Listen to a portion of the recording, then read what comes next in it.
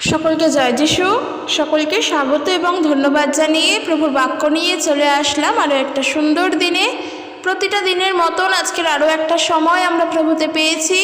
ঈশ্বরকে অনেক ধন্যবাদ জানাই যেন প্রত্যেকটা দিন এইভাবে প্রভুতে চলতে পারি, কারণ আমরা জানি যে পিতা আমাদের সর্বক্ষণ নজরে রাখছেন, আমাদের প্রতি তিনি সর্বদা দৃষ্টি রাখেন। শুধু বিশ্বাসীদের প্রতি নয়, প্রভু ঈশ্বর তিনি সর্বত্র বিরাজমান, তিনি প্রত্যেক মানুষকে জানেন এবং তিনি প্রত্যেক মানুষের মন, প্রত্যেক মানুষের হৃদয়কে তিনি জানেন।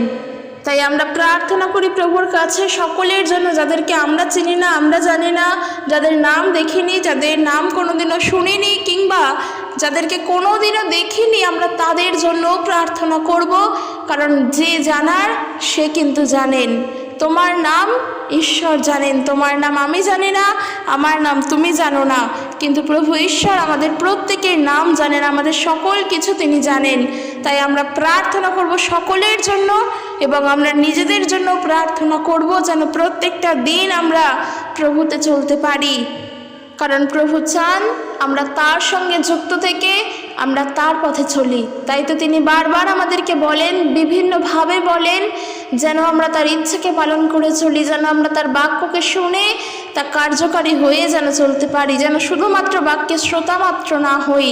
বিভিন্ন জায়গায় বাইবেল থেকে আমরা ঈশ্বরের এই বাক্যগুলো পাই যে যে প্রভু যিশুকে প্রেম করে সে পিতার ইচ্ছাকে পালন করে, যে প্রভু যিশুকে প্রেম করে সে ঈশ্বরের আজ্ঞা সকলকে পালন করে। ঈশ্বরের আজ্ঞা পালন করাই হলো ঈশ্বরকে প্রেম করা। তো এই যে এই বাক্যগুলো যখন পড়ি, যেন শুধুমাত্র এই বাক্যগুলো শোনার জন্য না পড়ি, যেন বোঝার জন্য না পড়ি, যেন পালন করার জন্য পড়ি। কারণ ঈশ্বরের বাক্য যদি পালন করে চলি তাতে প্রভু খুশি হন। যদি আমরা প্রভুর বাধ্য সন্তান হয়ে চলি তাতে তিনি আনন্দিত হন। আর আমরা তো ভালো করে জানি যে একজন খ্রিস্ট বিশ্বাসী যখন হয়েছি, শুধুমাত্র নামধারী বিশ্বাসী নই, শুধুমাত্র রবিবার করে মণ্ডলীতে যেতে হয়, চার্চে যেতে হয়, অনেকে মিলে যাই, একসঙ্গে যাই, সেটাই আমাদের শেষ কথা, আর সারাটা দিন আমরা নিজেদের মতন করে কাটাবো, শুধু তার জন্য তো বিশ্বাসী হইনি। বিশ্বাসের পথে চলার জন্য বিশ্বাসী হয়েছি, বিশ্বাসের পথকে অনুসরণ করার জন্য বিশ্বাসী হয়েছি, সত্যের পথে চলার জন্য বিশ্বাসী হয়েছি। তো এই বিশ্বাসের পথে, সত্যের পথে চলার জন্য আমরা কি করব? আমরা ঈশ্বরের বাক্যকে দেখব। কেন কি আমরা বিশ্বাসী হয়েছি? আমরা প্রভু যিশুকে ফলো করছি। আর এই প্রভু যিশু কে? প্রভু যিশু শুধুমাত্র তো ঈশ্বরের পুত্র নন, তিনি প্রভু ঈশ্বরের জীবন্ত বাক্য। আমরা এই প্রমাণ যখন আদি পুস্তক 1 অধ্যায় পড়ি আমরা সেখানে পাই, কারণ প্রভু যিশু তিনি হলেন সেই বাক্য যা আদিতে ছিল এবং পরবর্তীকালে সেই বাক্য মাংসের মূর্তিমান হয়ে পৃথিবীতে প্রবাস করিলেন। তো প্রভু যিশু হলেন সেই জীবন্ত বাক্য যার পথে আমরা চলবো, যেই বাক্যকে ফলো করে আমরা চলবো। তো আমরা যদি একটু অঙ্কের হিসেব করে দেখি, তাহলে বাক্য লেখো, নিজের মনে মনে বাক্য লেখো, বয়াকার কয়জাফলা, বাক্য সমান সমান প্রভু যিশু, বাক্য সমান সমান প্রভু যিশু। এই যে দুজনেই যে সমান, এই ক্যালকুলেশনটা তুমি নিজেই পাবে যখন তুমি ঈশ্বরের বাক্য পড়বে, যখন তুমি বাইবেল পড়বে। আর আমি ওটাই বলতে চাই যে আমরা যিশুকে ফলো করে চলছি মানে তার বাক্যকে ফলো করে চলছি। কার বাক্যকে? ঈশ্বরের জীবন্ত বাক্যকে। এখন যদি বলো ঈশ্বরকে, তাহলে বলবো ঈশ্বর হলেন আত্মা, তিনি হলেন বাক্য। তাহলে ঈশ্বর এবং প্রভু যিশু দুজনে একজন, কোনো আলাদা কোনো রূপ না। যিনি ঈশ্বর তিনি খ্রিস্ট। তো খ্রিস্ট যিশুই হলেন ঈশ্বর, ঈশ্বরই হলেন প্রভু যিশু খ্রিস্ট। আর তার সেই পবিত্র বাক্য যখন আমাদের হাতে, আর সেই বাক্য কি? এই যে বাইবেল আমাদের হাতে, অতি সহজভাবে ঈশ্বরের বাক্যকে আমরা পেয়েছি। হয়তো এই বাক্যের জন্য, ঈশ্বরের এই বাক্যের জন্য কত মানুষ বছরের পর বছরের অপেক্ষা করছে, কত মানুষ বছরের পর বছর তপস্যা করে চলেছে, কিন্তু আজকের আমরা বিশ্বাসীরা এই যে বাইবেল অতি সহজভাবে আমাদের হাতে পেয়েছি। কারণ একমাত্র বাইবেলই একটি পুস্তক যা সকল ভাষায় অনুবাদ করা আছে। এই যে এত সহজলভ্যভাবে আমরা ঈশ্বরের বাক্যকে পেয়েছি, তার জন্য প্রভুকে ধন্যবাদ দিই। আজকের চিন্তা করে দেখো তো, এই যে প্রভু যিশুকে আমরা জানতে পেরেছি, আজকের আমি বিষয় নিয়ে আলোচনা করব, আস্তে আস্তে আসবো, কিন্তু তার আগে এই জানানোগুলো আমার খুব ইচ্ছা হলো বলতে, আমি তাই বলছি। এই যে প্রভু যিশুকে আমরা জেনেছি, এই প্রভু যিশুকে জানা বা প্রভু যিশুকে পাওয়াও তো এত সম্ভবপর ছিল না। কারণ প্রভু যিশু তিনি শুধুমাত্র যে ইহুদিদের জন্য এসেছেন তা ইহুদিরা জানতেন, তাই জন্য তারা মনে করতেন যে খ্রিস্ট শুধুমাত্র তাদের। কিন্তু সত্যিই কি প্রভু যিশু শুধু ইহুদিদের জন্য? পরিত্রাণ কি শুধুমাত্র তাদের প্রয়োজন? অর্থাৎ পাপের ক্ষমা কি শুধুমাত্র তাদের প্রয়োজন? সারা বিশ্বজুড়ে কি আর আমরা কেউ পাপী নই? কিন্তু তা তো ঠিক না, কারণ মানুষ মাত্রই পাপ করে, মানুষ মাত্রই ভুল করে, মানুষ মাত্রই অন্যায় করে, মানুষ মাত্রই পাপী। তাহলে শুধুমাত্র যে ইহুদিরা পাপ করতো আর তাদের পরিত্রাতা হয়েই যিশু এসেছেন তা তো নয়, আর সে কথা বাইবেলও বলে না। আমরা দেখব সেই বিষয়।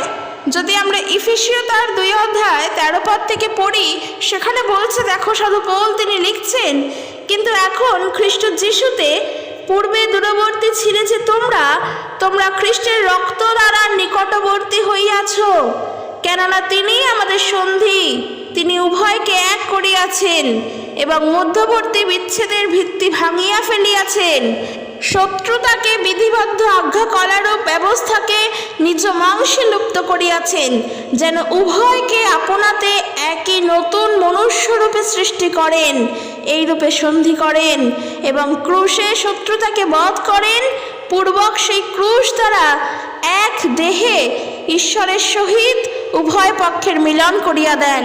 এই যে উভয় পক্ষ, এই উভয় পক্ষ হলো ইহুদি এবং অইহুদি। এই যে উভয় পক্ষ শুধু ইহুদি এবং অইহুদি নয়, যত বিভিন্ন ভিন্ন ভিন্ন ভেদাভেদ আছে, ধর্মের ভেদাভেদ, জাতপাতের ভেদাভেদ, যাই বলে না কেন, সেই সকলকে যারা খ্রিস্ট যিশুকে যারা বিশ্বাস করেছে, তারা প্রভুর রক্তে শুচি হয়েছে, তারা খ্রিস্টের রক্ত দ্বারা খ্রিস্টের নিকটবর্তী হয়েছে এবং খ্রিস্ট তাদের সবাইকে সেইভাবে এক করেছে যখন তিনি ক্রুশে গিয়েছেন। অর্থাৎ এই যে বিভেদ, ও আজকে যিশুকে জানে মানে ও যিশুর, আর আমি জানি না মানে আমার ঈশ্বর তিনি নন, এই বিভেদ প্রভু যীশু খ্রিস্ট সম্পূর্ণরূপে এই বিভেদকে মুছে দিয়েছে যখন তিনি ক্রুশে গিয়েছেন। তাহলে এখান থেকে বোঝো যে যারা যারা প্রভু যিশুকে বিশ্বাস করে তারা প্রত্যেকে ঈশ্বরের, আর যারা যারা খ্রিস্টকে বিশ্বাস করে নিজের পরিত্রাতা বলে গ্রহণ করে তাদের পাপের ক্ষমা সেই মুহূর্তে প্রভু যিশু করেন। তাহলে এখানে ভেদাভেদটা কোথায়? আমার কর্তব্য কি? খ্রিস্টের সুসমাচার শুনে তা বিশ্বাস করা। তাহলে আমি আজ ঈশ্বরের বাধ্য হতে পারবো। আর ওই যে বাধ্যতার বিষয় নিয়ে বলছিলাম যে যখন আমি ঈশ্বরের বাধ্য, তখন আমি তার সমস্ত কথা শুনে চলবো, সমস্ত কিছুকে পালন করে চলবো। কারণ একজন সন্তান তার পিতামাতার বাধ্য হয়ে চললে তাহলে কিন্তু তার পিতামাতা তার সন্তানকে খুবই ভালোবাসে এবং তার সন্তান যা চায় তখন সে কিন্তু তাকে তাই দেয়। কারণ সেই সন্তান তার বাবা মায়ের কথা শুনে চলে, সে বাধ্য, তারা যা বলে সে তা শোনে। ঠিক একইভাবে আমাদের স্বর্গস্থ পিতা, আমাদের ঈশ্বর, আমাদের প্রভু, আমরা তার সন্তান বলে যখন নিজেদেরকে দাবি করি তখন তিনি যা বলেন আমাদের তা শুনে চলা উচিত, তা আমাদের পালন করে চলা উচিত। কারণ যখনও প্রভু যিশুকে জানিনি, আমরা যেটা পড়লাম এফেসীয় তার 2 অধ্যায় তার 13 পদে যখন পড়লাম, সেখানে বলছে কি, তোমরা খ্রিস্টের রক্ত দ্বারা নিকটবর্তী হইয়াছ। কার নিকটবর্তী? খ্রিস্ট যিশুর নিকটবর্তী হয়েছি। তার আগে যদি 12 পদ পড়ি, সেখানে বলছে তোমাদের কোনো আশা ছিল না আর তোমরা জগতের মধ্যে ঈশ্বরবিহীন ছিলে। কাজেই যখন আমরা প্রভু যিশুকে জানিনি তখন কিন্তু আমরা ঈশ্বরের থেকে আলাদা ছিলাম, ঈশ্বরের থেকে বিচ্ছিন্ন ছিলাম। খ্রিস্টকে জানার পর আমরা খ্রিস্টের কাছে আসলাম এবং ঈশ্বরকে জানলাম।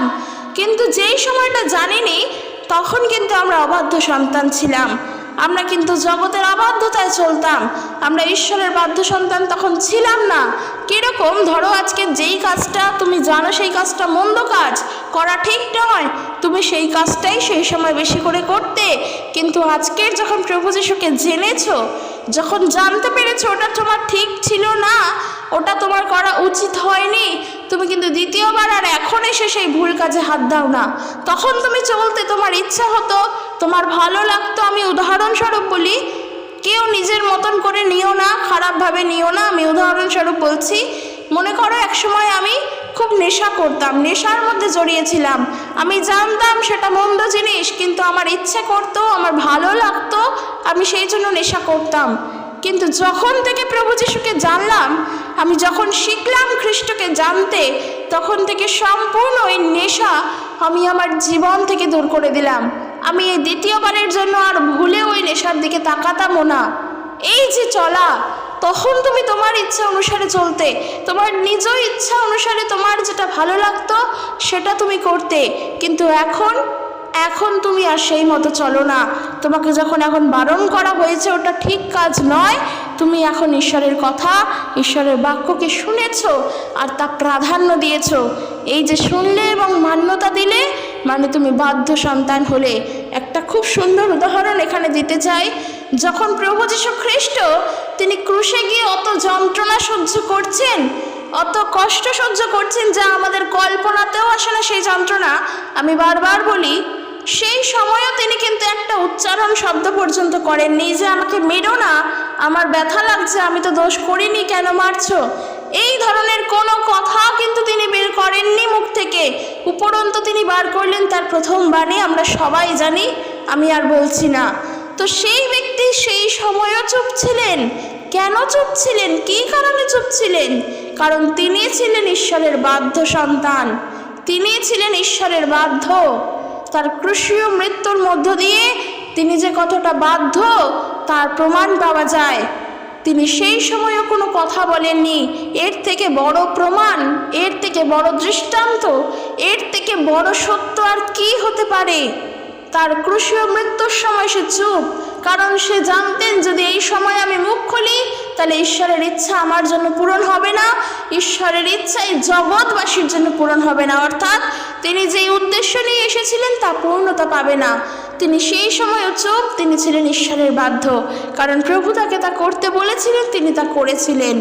তাই আমাদের শুধু বাক্য পড়লে হবে না, বাক্যকে পালন করে চলতে হবে। যা যা বাক্যে বলছে, যেগুলো আমাদের শেখার, সেগুলো শিখে আমরা তা পালন করে চলব। শুধুমাত্র রবিবার করে মণ্ডলীতে গেলাম, রবিবার করে চার্চে গেলাম, বিভিন্ন প্রোগ্রামগুলোকে জয়েন করলাম, প্রোগ্রামগুলো অ্যাটেন্ড করলাম এবং অনেক কিছু করলাম, তাহলে কখনোই বিশ্বাসের পথে চলা যায় না। এই বিশ্বাসের পথে চলার জন্য যাকে তুমি বিশ্বাস করেছো তার কথা শুনে তোমাকে চলতে হবে। তিনি একবারও বলেননি কোনো জায়গাতে যে বিশ্রামবারে, অর্থাৎ এই যে রবিবার দিন আমরা বিশ্রামবার পালন করি, সেইখানে আমাদেরকে যেতেই হবে। এবং তিনি কোথাও একবারও বলেননি যে বিশ্রামবারে সমস্ত কাজকর্ম বন্ধ করে দিয়ে শুধু সেইখানে গিয়ে পড়ে থাকতে হবে। তিনি কিন্তু একবারের জন্যও তা বলেননি। তিনি এমনও বলেননি যে তুমি তোমার বাবা মাকে বাদ দিয়ে সম্পূর্ণ তাদের বিষয়ে চিন্তা না করে শুধু আমাকে ধ্যান দাও, এই কথাও তিনি বলেননি। তিনি বিভিন্ন শিক্ষা ছোট ছোট বিষয়ের মধ্য দিয়ে আমাদেরকে দিয়েছেন, সেগুলো আমাদেরকে জানতে হবে। প্রভুর বাক্য বাইবেল এই কারণের জন্য পড়তে হবে। কেন আমি আজকের এতগুলো বিষয় জানালাম? তার কারণ একটা, আমি একটি কমেন্ট দেখেছি, তিনি তার কষ্টের কথা কমেন্টে লিখেছেন খুবই ছোট্ট একটা লাইনে, যে প্রভু আর কত ধৈর্য ধরব। আমি যখন কমেন্টটি পড়লাম তখন আমি দেখলাম যে সত্যি, তার মানে এই ব্যক্তি অনেক দিন ধরে কষ্টের মধ্যে নিশ্চয়ই রয়েছে, যার জন্য অনেক প্রার্থনাও নিশ্চয়ই রয়েছে, কিন্তু এখন সে অধৈর্য হয়ে পড়ছে। সেই কারণের জন্য এতগুলো বিষয় বললাম। এই যে বাধ্যতার বিষয়টাও বললাম, যে বাধ্য হতে হবে, বাক্য পড়তে হবে, কারণ বাইবেল বলছে, লূক লিখিত সুসমাচার তার 18 অধ্যায় যদি আমরা এক পদ পড়ি, সেখানেই তিনি বলছেন, আর তিনি তাহাদিগকে এইভাবে একটি দৃষ্টান্ত কহিলেন যে তাহাদের সর্বদাই প্রার্থনা করা উচিত, নিরুৎসাহ হওয়া উচিত নয়। প্রভু যিশু কথা বলছেন যে সর্বদাই প্রার্থনা করো, কখনো নিরুৎসাহিত হইও না। ওই যে বাক্য শুনলাম, এই বাক্যটা আমি বললাম আর তুমি শুনলে, আর এই মুহূর্তটুকুনের জন্য তোমার বিশ্বাসটা বৃদ্ধি পেল। যখন আবার তুমি তোমার দুঃখে প্রবেশ করলে, বা আবার যখন সেই দুঃখ তোমার জীবনে আসলো, তুমি ভুলে গেলে এই বাক্য, তুমি ভুলে গেলে এই বাক্য। কি করে তুমি ঈশ্বরের আশীর্বাদ পাবে যদি ঈশ্বরের বাক্যই ভুলে যাও, যদি প্রার্থনা করতেই ভুলে যাও, যদি ধৈর্যই হারিয়ে ফেলো? একটা কথা আমি বলতে চাই, আমাকে যিনি কমেন্ট করেছেন আমি তার জন্য বলতে চাই, আমি বুঝতে পেরেছি তোমার দুঃখ, তোমার কষ্টটা, কারণ তুমি অনেক ধৈর্য ধরে রয়েছো নিশ্চয়ই, যার জন্য আজকের এই কথাটা বলেছো। আমি তোমার জন্য শুধু নয়, সকলের জন্য বলতে চাই যে ধৈর্য হারিও না। আর কত ধৈর্য ধরবো, এই কথাটা আমরা কেন বলি? কারণ আমরা জানি প্রভু ছাড়া আমরা চলতে পারবো না। আমরা জানি যে তিনি ছাড়া আমরা অচল। প্রত্যেকটা মুহূর্তে আমাদের দরকার প্রভু ঈশ্বরকে। তিনি নির্দেশ দেন বলে আমরা চলতে পারি। বিশেষ করে আমি আমার নিজের কথা বলি, আমি তো সত্যিই তাই। আমি নিজের থেকে কোনো সিদ্ধান্ত, কোনো বুদ্ধি নিতে পারি না। মানুষ নিজের ইচ্ছায় চলে, কিন্তু আমি বলবো নিজের ইচ্ছায় চলা উচিত নয়। কারণ কিন্তু ভবিষ্যৎ আমাদের হাতে নয়, কখন কি করব সেটা আমরা জানি না। প্রার্থনা করো, যেটা হিতোপদেশ তার 3 অধ্যায় আমাদেরকে শিক্ষা দেয়, 1 পদ 2 পদ আমাদেরকে শেখায়। নিজের জ্ঞানের ওপরে, নিজের ইচ্ছার ওপরে, নিজের বুদ্ধিতার উপরে নির্ভর করো না, তার কাছে প্রার্থনা করো। যখন তুমি বলছো আর কত ধৈর্য ধরবো, তার মানে আমরা হতাশ হয়ে পড়ছি, আমরা উৎসাহকে হারিয়ে ফেলছি। সেই বিশ্বাস আমরা রাখছি না যে প্রভু আমি সম্পূর্ণ ধৈর্য ধরে তোমার প্রতি আছি, আমি জানি তুমি আমার জীবনে কাজ করবে, আমি জানি তুমি আমাকে সাহায্য করবে। এই দৃঢ় বিশ্বাসটা প্রভুর প্রতি রাখো। তার কারণ প্রভু যিশু তিনি তো এসেছিলেন আমাদের সঙ্গে ঈশ্বরের সম্পর্ককে পুনরায় স্থাপন করার জন্য। তিনি তো এসেছিলেন ঈশ্বরের সঙ্গে আমাদের যে সম্পর্ক আছে তার সুমধুর সম্পর্ককে আবারও স্থাপন করার জন্য। তাহলে যখন ঈশ্বরের সঙ্গে আমাদের সম্পর্ক, তখন ঈশ্বরের সাথে আমরা কথা বলি, আমরা প্রার্থনা করি, এই প্রার্থনার দ্বারাই প্রভুর সাথে কথা বলি। আর দেখো প্রভু যিশু কিন্তু আমাদেরকে প্রার্থনা করতেই বলছেন যে কখনোই নিরুৎসাহিত হইও না, কিংবা কখনোই নিরুৎসাহিত হয়ে প্রার্থনা ছেড়ে দেওয়া উচিত নয়, সর্বদাই প্রার্থনা করো। যেই বিষয়টা নিয়ে তুমি চিন্তিত, যেই বিষয়টা নিয়ে তুমি ভাবনার মধ্যে রয়েছো, তুমি জানো যে তুমি ঈশ্বরের সহিত কথা বলো, প্রভু তোমাকে উত্তর দেন, তাহলে তো তোমার আরও বেশি করে ওই সময়গুলো প্রার্থনা করা উচিত। কারণ তুমি তো জানো ঈশ্বরের সাথে কথা বলার একমাত্র সেই মুহূর্তে পথ হলো প্রার্থনা করা। তাহলে তুমি যত বেশি প্রার্থনা করবে, তত বেশি সারাদিনই বলতে পারো প্রভুর সাথে কথা বলবে। সেটা যেভাবেই প্রার্থনা হোক, একটা ঘরে বসে হোক কিংবা রাস্তা দিয়ে চলতে চলতে হোক, যেভাবেই হোক, একটাই কথা, যখনই প্রার্থনা করবে তাহলে অন্তরাকারে প্রবেশ করিও, হৃদয় থেকে প্রার্থনা করো। তাহলে যত বেশি প্রার্থনা ঈশ্বরের সহিত, তত বেশি তুমি কথোপকথন করবে, তত বেশি তার সহিত কথা বলবে। কিন্তু প্রভু আমি আর কত ধৈর্য ধরবো বলে যদি প্রার্থনা করা ছেড়ে দিই, তাহলে কিন্তু আমরা প্রভুর সাথে আর কথাও বলি না। তখন প্রার্থনাও করা ছেড়ে দিই মানেই প্রভুর সাথে কথা বলা বন্ধ করে দিই। কিন্তু বিশ্বাসী ভাই বোনেরা, একটা কথা বলবো, সর্বদা কান খুলে এটা শুনে রেখো, প্রভু আমাদের সবার প্রার্থনা শোনেন। কারোর প্রার্থনাকে তিনি ফিরিয়ে দেন না, তিনি সকলের প্রার্থনার উত্তর দেন। কিন্তু হৃদয় থেকে সেই প্রার্থনা যেন সব সময়ের জন্য থাকে, যেন আমরা হতাশ হয়ে পড়ে, নিরুৎসাহিত হয়ে পড়ে প্রার্থনা করা যেন ছেড়ে না দিই। এটা বড়ই ভুল করি যখন আমরা প্রার্থনা করা ছেড়ে দিই। দেখো এই বিষয়টা নিয়ে প্রভু যিশু এই লূক তার 18 অধ্যায়তেই একটা দৃষ্টান্ত দিয়েছেন, একটা শিক্ষা দিয়েছেন। তিনি বলিলেন, কোনো নগরে এক বিচারকর্তা ছিল, সে ঈশ্বরকে ভয় করিত না, মনুষ্যকেও মানিত না। আর সেই নগরের এক বিধবা ছিল, সে তাহার নিকটে আসিয়া বলিত, অন্যায়ের প্রতিকার করিয়া আমার বিপক্ষ হইতে আমাকে উদ্ধার করুন। বিচারকর্তা কিছুকাল পর্যন্ত সম্মত হইল না, কিন্তু পরে মনে মনে কহিল, যদিও আমি ঈশ্বরকে ভয় করি না, মনুষ্যকেও ভয় করি না, মনুষ্যকেও মানি না, তথাপি এই বিধবা আমাকে ক্লেশ দিতেছে। এই জন্য অন্যায় হইতে ইহাকে উদ্ধার করিব, পাছে সর্বদা আসিয়া আমাকে জ্বালাতন করিয়া না তোলে। পরে প্রভু কহিলেন, শুনো ওই অধার্মিক বিচারকর্তা কি বলিল। তবে ঈশ্বরকে আপনার সেই মনোনীতদের পক্ষে অন্যায়ের প্রতিকার করিবেন না, যাহারা দিবারাত্র তাহার কাছে রোদন করে, যদিও তিনি তাহাদের বিষয়ে দীর্ঘ সহিষ্ণু? আমি তোমাদিগকে বলিতেছি, তিনি শীঘ্রই তাহাদের পক্ষে অন্যায়ের প্রতিকার করিবেন। বোঝা গেল প্রভু যিশুর দেওয়া দৃষ্টান্ত এখানে। এই বিষয়টা কি? আমি এর আগে অনেকবার বলেছি এই বিষয়টা, এবং আমি আবারও বলতে চাই। বিষয়টা হলো এটাই, তিনি বলছেন যে কোনো এক নগরে এক বিচারক ছিলেন। তিনি ঈশ্বরকেও ভয় করতেন না এবং তিনি মানুষকেও গ্রাহ্য করতেন না, মানুষকেও মানতেন না। আর সেই শহরেই এক বিধবা মহিলা বাস করতেন এবং সেই মহিলা তার কোনো একটি মামলার সঠিক বিচারের জন্য, তার প্রতিপক্ষের বিরুদ্ধে যেন সে ন্যায় বিচার পায়, তার জন্য ওই বিচারকের কাছেই সবসময় আসতেন। কিন্তু বিচারক তিনি তো মানুষকে গ্রাহ্য করেন না। সে কি করত? সে ওই মহিলাকে ফিরিয়ে দিত।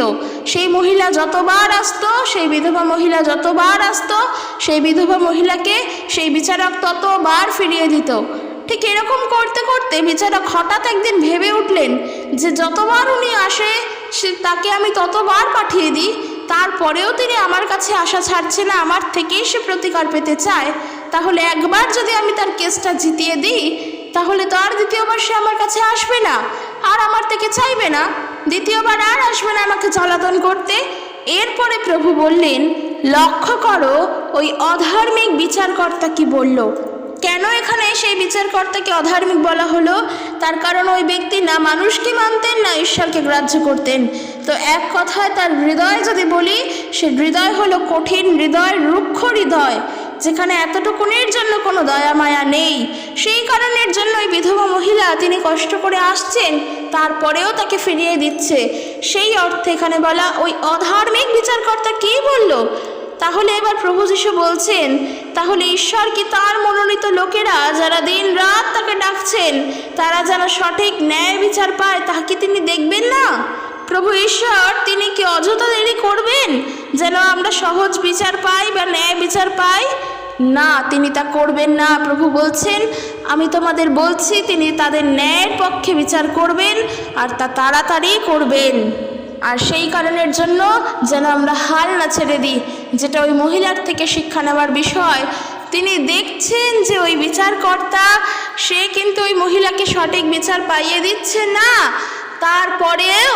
তারপরেও ওই মহিলা শুধুমাত্র ওই বিচারকর্তার কাছেই যাচ্ছে। কেন? ওই তিনি যেই শহরে বাস করেন সেই শহর জুড়ে কি আর কেউ উকিল নেই যাকে ধরে সে ন্যায় বিচার পাবে? নিশ্চয়ই আছে, কিন্তু তিনি যাচ্ছেন না, তিনি ওই একজনের কাছে যাচ্ছেন। এই যে দেখো যাতায়াতের বিষয়, এখানে কেমন একটা নাছোড়বান্দা বিষয় একটা জিনিস হয়ে গেল। কেন বলছি? কারণ ওই মহিলা সে ছাড়বে না ওই বিচারককে, সে নাছোড়বান্দা তার জায়গা থেকে, যে আমি ওনার থেকেই পাবো, আমি ওনার কাছেই যাব। আর উনিও কিন্তু তাকে বারবার ফিরে দিয়ে এক সময় সত্যি তার পক্ষে বিচার করলেন এবং সে জিতলেন। আর ঈশ্বর তিনি তো দয়ালু, তার কি হৃদয় কঠিন? তিনি কি কঠিন মনা? তিনি তো দয়াধানে ধনবান ঈশ্বর, তিনি তো ক্ষমাময় ক্ষমাশীল, তিনি তো পরমপিতা ঈশ্বর। যখন যারা তার কাছে সারা দিন রাত রোদন করে, প্রভু ঈশ্বর কি তাদেরকে ছেড়ে দেবেন? প্রভু ঈশ্বর কি তাদের ন্যায় বিচার দেবেন না? অবশ্যই দেবেন। যেটা তোমার জন্য ন্যায় সেটা প্রভু তোমাকে দেবেন। তুমি রোদন করছো নিশ্চয়ই আজকে, যে তুমি জানো সেটা তোমার জন্য ঠিক নয়, ওখানে তোমারও অন্যায় আছে, তারপরেও তুমি প্রভুর থেকে চাইছো। সেই রকম পরিস্থিতিতে আমি বলতে চাই, যেটা ন্যায় তোমার জন্য শুধু বলে না, যেটা সঠিক যেটা ন্যায্য, প্রভু কিন্তু সেই বিচার করেন। তার ফলে অনেক মানুষ ঈশ্বরকে দোষারোপও করে, ঈশ্বরের বিরুদ্ধে অভিযোগও করে, কিন্তু প্রভু তিনি ন্যায়ের, তিনি সত্যের, তার কোনো নড়চড় নেই, সত্যের কোনো পরিবর্তন হয় না। আকাশে সূর্যচন্দ্র তারা যেমন এভরিডে উঠছে, এটা ধ্রুব সত্যের কোনো পরিবর্তন নেই, ঈশ্বরের বিচারও কিন্তু তেমনি, তার কোনো পরিবর্তন হবে না। যে আজকে তুমি প্রভুকে বেশি ভালোবাসো বলে প্রভু তোমার জন্য এক রকমের বিচার, আর আমি প্রভুকে ঘৃণা করি বলে আমার জন্য এক রকমের বিচার, তা কিন্তু ঈশ্বরের কাছে নেই। যেটা ন্যায়, যেটা সত্যের, প্রভু সেটা পাইয়ে দেন। তাই এখানে বাক্য অনুসারে যেটা বলছে, যে যারা দিন রাত প্রভুর কাছে প্রার্থনা করছে, চোখের জলের সহিত কাঁদছে তাদের ন্যায় বিচারের জন্য, প্রভু কি তাদেরকে ফিরিয়ে দেবেন? কোনো দিনের জন্য না। তাহলে তোমরাও ঠিক সেই রকম বিধবা মহিলার মতন হয়ে ওঠো, যে কিনা সেই উকিলের কাছেই বারবার যাচ্ছে। অর্থাৎ তোমাদের চাহিদাগুলো প্রভুর কাছেই বারবার রাখো। তুমি যতবার ভেঙে পড়ছো ততবার তুমি প্রার্থনা করো, যতবার তোমার হৃদয় দুঃখে ভরে উঠছে, শোকার্ত হয়ে উঠছে, তুমি ততবার প্রার্থনা করো যে প্রভু আমি তোমার কাছ থেকেই আশীর্বাদ পাবো, আমি বিশ্বাস করি তুমি একমাত্র আমাকে সাহায্য করবে, আমাকে সত্যের বিচার পাইয়ে দেবে। আমার চাহিদাগুলো তুমি জানো, একমাত্র তুমি আমাকে দেবে। প্রার্থনা করো সর্বদা, নিরুৎসাহিত হইও না। প্রভুর প্রতি যে প্রত্যাশা আছে সেই প্রত্যাশাকে হারিও না। প্রভুর প্রতি যে আশা আছে যে প্রভু তোমাকে তা দেবেন, সেই আশাকে হারিও না। সাধু পৌল বলছেন যে কখনো হাল ছেড়ো না, হাল ছেড়ো না কখনো, প্রভুতে স্থির থাকো। তোমার পৃথিবী এদিক থেকে ওদিক হয়ে যাক, তুমি প্রভুতে স্থির, তুমি প্রভুতে স্থির থাকো। তুমি তোমার জায়গা থেকে নড়বে না। তুমি জানো তোমার আশেপাশে অনেক মানুষ অনেক জায়গায় গিয়ে অনেক রকমভাবে ভালো হচ্ছে, তাদের অনেক রকমের সুস্থতা আসছে, তারা আজকে শান্তিতে আছে। তারা থাকুক। তুমি জানো যে তুমি যাকে জেনেছো প্রভু যিশুকে, তার কাছ থেকে তুমি যা পাবে ওই জগতের মানুষেরা জগতে থেকে কোনো দিনেরই জন্য তা পাবে না, যদি না তারা প্রভুর কাছে আসে। তাই তোমার ঈশ্বরের কাছে তুমি ধৈর্য সহকারে থাকো। তারা 2 মিনিটে কাজ পাচ্ছে, তারা 2 দিনে কাজ পাচ্ছে। তুমি যদি 2 বছরে ধৈর্য সহকারে প্রভুতে থাকো, তাহলে এই 2টো বছর যে তোমার ধৈর্য তৈরি হলো ঈশ্বরের প্রতি, তা তোমার বিশ্বাসকে আরও খাঁটি করবে, তোমার ধৈর্য গুণকে আরও ডবল করে বাড়িয়ে দেবে। প্রভুর প্রতি আরও ধৈর্যশীল তখন তুমি বেশি হবে। তাই কোনটা বেশি শ্রেয়, ঈশ্বরের প্রতি ধৈর্যশীল থাকা নাকি 2 মিনিটে 2 মাসের মধ্যে অমুক জায়গায় গিয়ে অমুক কাজকে সেরে আসা? কেন এই কথা বললাম, কারণ আজকের ওই কমেন্ট আমি দেখেছি, আমার দেখে খুব খারাপ লাগলো একটা জিনিস, যে সেও বলছেন যে আর কত ধৈর্য ধরবো। আমি জানি সে তার কষ্টের জন্য বলছে, তার দুঃখের জন্য বলছে। হয়তো তার দুঃখ কষ্ট আমরা ভাগ করে নিতেও পারবো না, তার দুঃখ কষ্ট আমরা বুঝবও না যে কতদিন ধরে তিনি কষ্টে আছেন। কিন্তু আমি তোমার জন্য একটা কথা বলতে চাই, নিরুৎসাহিত হইও না। প্রভুর প্রতি আস্থা রাখো, প্রভুর প্রতি স্থির থাকো, প্রভুর প্রতি ভরসা রাখো। শুধু তোমার জন্য নয়, যারা যারা দুঃখে কষ্টের মধ্যে রয়েছে সবার জন্য বলছি। কারণ একটা জিনিস জানবে, প্রভু যিশুকে জেনে গিয়েছো মানে তুমি সব জেনে গেছো। আর কিচ্ছু পাওয়ার আশা তোমার নেই, আর কিচ্ছু তোমার হারাবে না, আর আলাদা করে তুমি নতুন কিছু পাবেও না। প্রভু যিশুকে জানো মানে তোমার সব কিছুকে জানা হয়ে গেছে। কারণ যারা খ্রিস্টতে আছে তারা জগতের থেকে কিছু গ্রহণ করবে না, বরং জগৎ তাদের থেকে নেবে, এই কথা বাইবেলও বলে। কাজেই প্রভু যিশুকে জানি মানে সব জানা হয়ে গিয়েছে, কিচ্ছু নতুন করে আর জানার প্রয়োজন নেই। যেন আমরা প্রভুতে স্থির থাকি, যেন প্রভুর প্রতি দৃঢ়তায় থাকি, কখনো যেন নিরুৎসাহিত না হই। কারণ যখন বাইবেল পড়লাম, ঈশ্বরের এই বাক্যকে পড়লাম, তখন উচিত এই বাক্যকে প্রাধান্য দিয়ে চলা, এই বাক্যের বাধ্য হয়ে চলা। কারণ যখনও প্রভু যিশুকে আমরা জানিনি, আমরা এই জগতের বসেই চলতাম, এই জগতের ইচ্ছেকে পালন করেই চলতাম। তখন আমরা জানতাম না বাধ্যতা কি, তখন জানতাম না ঈশ্বরের পথে কি করে চলতে হয়, তখন আমরা কিচ্ছু জানতাম না। কিন্তু যখন থেকে প্রভু যিশুকে জানলাম, বাক্য পড়তেও শিখলাম, তখন থেকে জানলাম যে হ্যাঁ, যে আমাদের ঈশ্বরের বাধ্য সন্তান হয়ে উঠতে হবে। আর তার জন্য প্রভুর বাক্যকে ফলো করে, প্রভুর বাক্যকে পড়ে, সেই বাক্যকে অনুসরণ করে চলতে হবে। শুধুমাত্র রবিবার করে চার্চে গেলাম, সেখানে গিয়ে প্রার্থনা করলাম, গান করলাম, বাক্য শুনলাম, চলে আসলাম, নিজের জীবন নিজের মতন করে অতিবাহিত করলাম, সেটা কখনোর জন্য খ্রিস্টীয় জীবনযাপন পালন করা নয়, বিশ্বাসের পথে চলা নয়।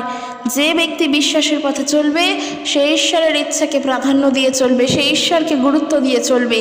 তবে এমন নয় যেই বাক্য আমার ভালো লাগে আমি শুধু সেগুলো পড়লাম, সেগুলো পড়েই চললাম, তাহলেই আমি ঈশ্বরকে প্রাধান্য দিয়ে চললাম, তাও কিন্তু নয়।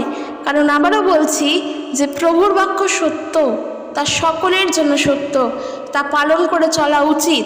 শুধুমাত্র আমার যেটা ভালো লাগলো সেই বাক্য পড়লাম আর বাকিগুলো দেখলামও না, তা কিন্তু করা উচিত নয়, এটা করা উচিতই নয়। কারণ বাক্য যখন পড়ছো, যেটা তোমার জন্য সঠিক, ঈশ্বর সেটাই করবেন। তুমি চেষ্টা করবে বাক্যকে পালন করে চলা, এবং সেই বাক্য সকল বাক্য, কোনো একটি নির্দিষ্ট বাক্য নয়, প্রত্যেকটা বাক্য যা তোমার পালন করার জন্য ঈশ্বরের বাক্য বলে, সেগুলো সব কটা। তো আশা করি আজকের ভিডিওটি ভালো লেগেছে। আজকের এখানেই শেষ করছি। ভিডিওটি কেমন লাগলো জানিও, আর অবশ্যই ভিডিওটি সবার কাছে পৌঁছে দিও। কারণ আমরা যতটা না ধৈর্য ধরতে পারি, তার থেকে বেশি নিরুৎসাহিত হয়ে পড়ি সকল কাজের ক্ষেত্রে। তাই প্লিজ ভিডিওটি সবার কাছে পৌঁছে দিও, যেন তারা প্রভুর প্রতি বিশ্বস্ত হয়ে উঠতে পারে, যেন তারা প্রভুর প্রতি বিশ্বাসে ধৈর্য ধরে থাকতে পারে। এই ভিডিও শেয়ার করা মানেও আমরা ঈশ্বরের বাক্য শেয়ার করছি, কারণ একে অপরের কাছে প্রভুর বাক্য আমরা পাঠাবো, তাদেরকে জানাবো, তাদেরকে শেখাবো, যেন তারা জানতে পারে। তো চলো এখানেই শেষ করছি। আশা করি ভালো লেগেছে। ভালো লাগলে একটি কমেন্ট করে এবং লাইক করে জানিও। ঈশ্বর তার আপন বাক্যের দ্বারা প্রত্যেকজনকে আশীর্বাদ যুক্ত করুক। জয় যিশু। Praise the Lord.